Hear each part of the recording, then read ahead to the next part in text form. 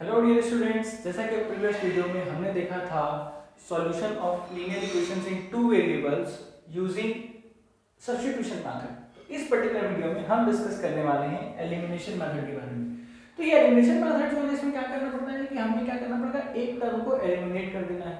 जैसे कि यहाँ पर x और y दो अलग अलग वेरिएबल दिए, हमें कोशिश करना है इन दोनों इक्वेशन का यूज करके कि किसी एक वेरिएबल को हम एलिमिनेट कर दें। ठीक है, इतना अगर हम कर लेते हैं तो हमारा सॉल्यूशन जो है बहुत ज्यादा आसान हो जाएगा। एक को एलिमिनेट कर देंगे तो दूसरा सिर्फ एक बचेगा, तो उस एक की वैल्यू को हम कैसे भी निकाल सकते हैं, और एक की वैल्यू जब निकल जाएगी तो ऑटोमेटिकली दूसरी वैल्यू भी हमारी यहाँ पर निकल जाएगी। तो कितना आसान चीजें दी हुई है यहाँ पर, अगर आप थोड़ी सी मेहनत कर लेते हैं तो आप बहुत अच्छा स्कोर कर पाएंगे।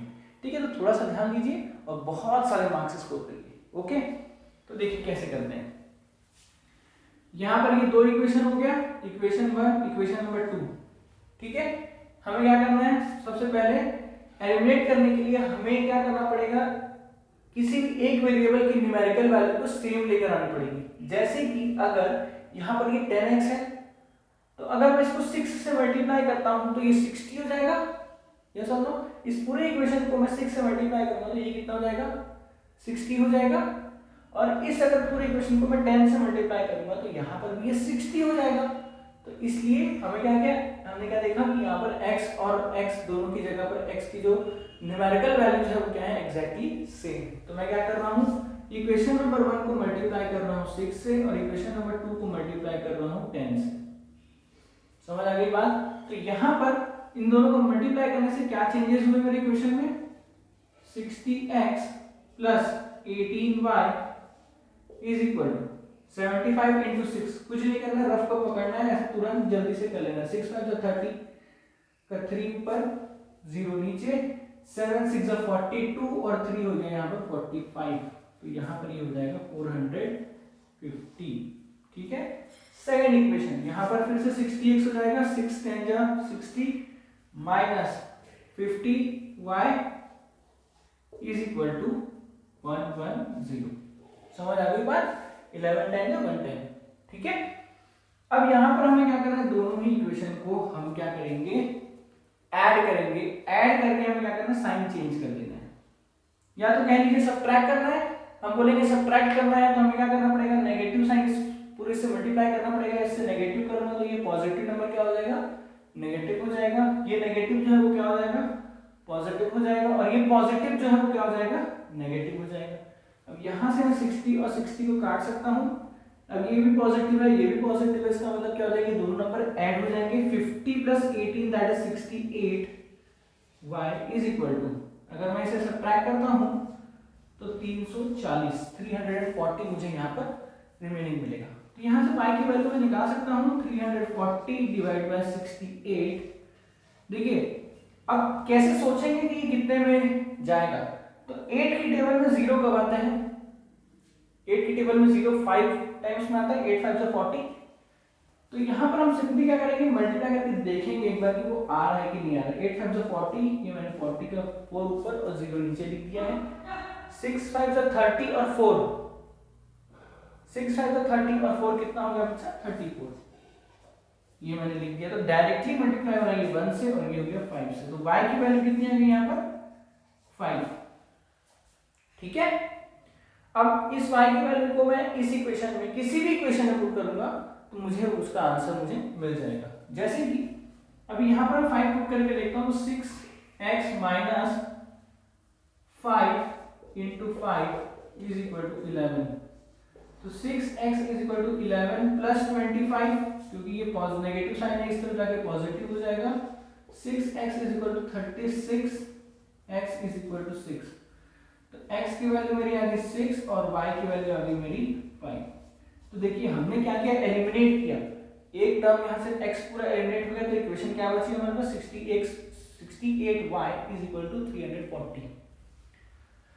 यहाँ से हमने y की वैल्यू डायरेक्ट निकाल ली, इस y की वैल्यू को पुट किया हमने फिर से इक्वेशन नंबर 2 पर। यहाँ पर देखिए ये रही 5 की वैल्यू, पुट करके हमने कैलकुलेट किया। फिर से ये एक वेरिएबल का इक्वेशन बन चुका है, इसको हमने सॉल्व कर लिया बहुत ही आसानी तरीके से। ठीक है, तो यहाँ पर आप देखेंगे कितना आसान सा मेथड है, लेकिन जो मोस्ट इंपॉर्टेंट चीज है इस पर्टिकुलर मेथड में वो ये है कि आपको यहाँ पर क्वेश्चन इतना सिंपल नहीं दिया जाएगा। ये सिर्फ मैंने मेथड एक्सप्लेन करने के लिए बताया है। क्वेश्चन जो आपके एग्जाम में आएगा वो थोड़ा सा कॉम्प्लिकेटेड होकर आता है, आपको घुमा कर दिया जाएगा, आपको पूछेगा कि भाई किस किस तरीके से ये जो क्वेश्चन है सॉल्व होंगे। आपको एलिमिनेशन मेथड ही यूज करना है, वहां पर आपको लिख देगा क्वेश्चन में कि आप एलिमिनेशन से कीजिए, सब्स्टिट्यूशन से कीजिए। सब्स्टिट्यूशन तो बहुत ईजी है, एलिमिनेशन थोड़ा सा टफ होगा। क्यों? क्योंकि यहाँ पर हमें क्या करना है, सोचना है कि यहाँ पर मैं किससे मल्टीप्लाई करूँ जो न्यूमेरिकल वैल्यू जो है वो सेम आए। समझ आ रही है बात?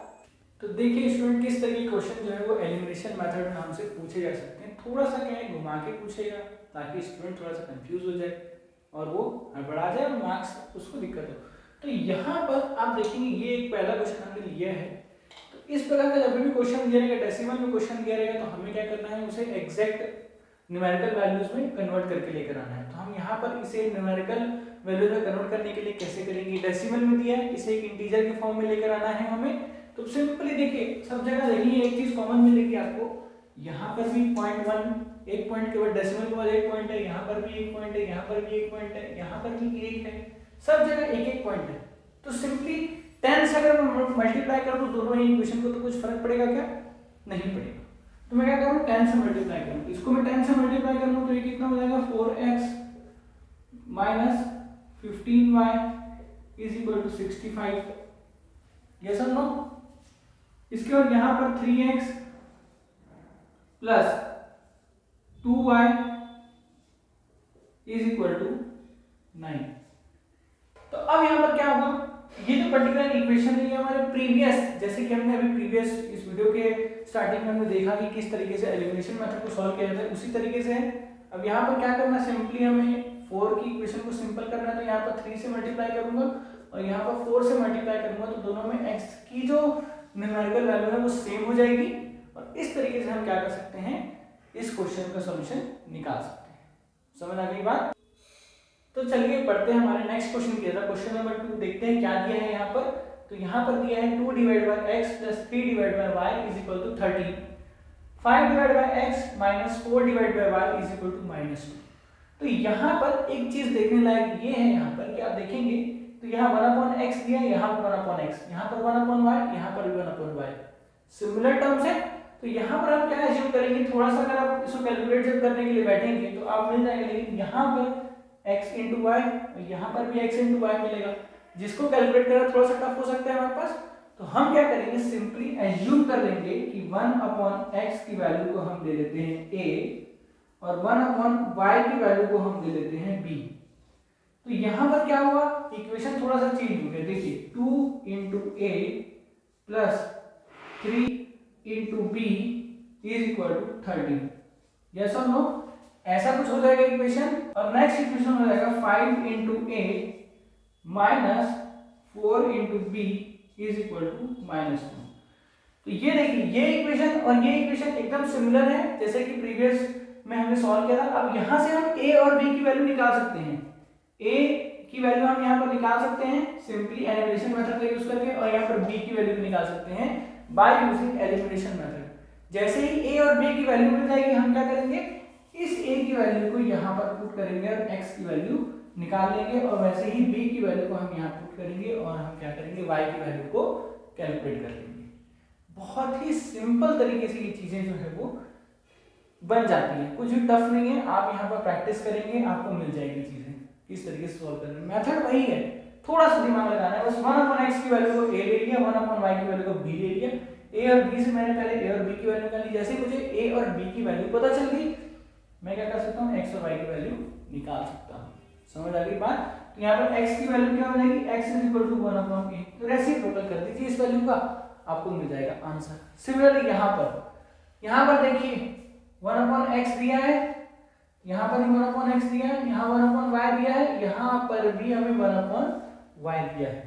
तो वही चीज करेंगे हम लोग। यहाँ पर ये जो किया हमने, x/a की वैल्यू को हम क्या करेंगे, 1/x की वैल्यू को हम क्या करेंगे, a ले लेंगे। तो यहाँ पर a की जो नई वैल्यू आएगी, a के साथ जो इक्वेशन आएगा वो कैसा आएगा, देखिए 1/2 दिया है, 1/2 that is equal to 0.5 a plus minus से बीच में minus b is equal to -1।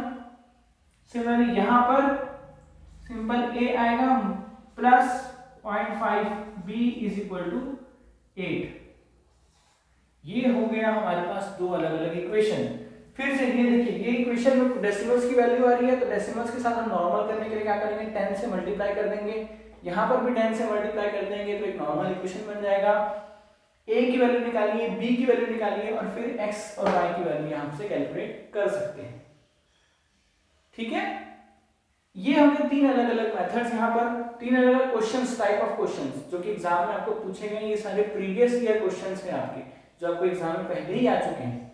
ठीक है, सिंपली मेथड वही है, थोड़ा सा चेंजेस होगा सब में। क्या क्या चेंज करना है यहाँ पर हमें सोचने की जरूरत है। ठीक है, देखते हैं कुछ और क्वेश्चन। तो यहाँ पर तैयार है हमारे पास दो और क्वेश्चंस अलग अलग वैरायटी के। तो यहाँ पर आप देखेंगे 3a/x - 2b/y is equal to -5, a/x + 3b/y is equal to 2। तो यहाँ पर सिंपली देखिए 1/x 1/y है, तो आप क्या करेंगे, 1/x को आप एक अलग वेरिएबल लेंगे। a तो यहाँ पर पहले से है क्वेश्चन में, तो हमें यहाँ पर a नहीं ले सकते। हम यहाँ पर क्या करेंगे, हमें कुछ और वेरिएबल लेना पड़ेगा, जैसे कि 1/x is equal to u और 1/y is equal to v। तो यहाँ पर नया इक्वेशन क्या बन जाएगा, 3au - 2bv is equal to -5। और यहाँ पर ये हो जाएगा au + 3bv is equal to 2। तो यहाँ पर जो वैल्यूज निकलेगी वो au की वैल्यू निकलेगी और bv की वैल्यू निकलेगी। समझ आ रही बात? उसके रेस्पेक्ट में हमें यहाँ पर वैल्यूज को पुट करना होगा।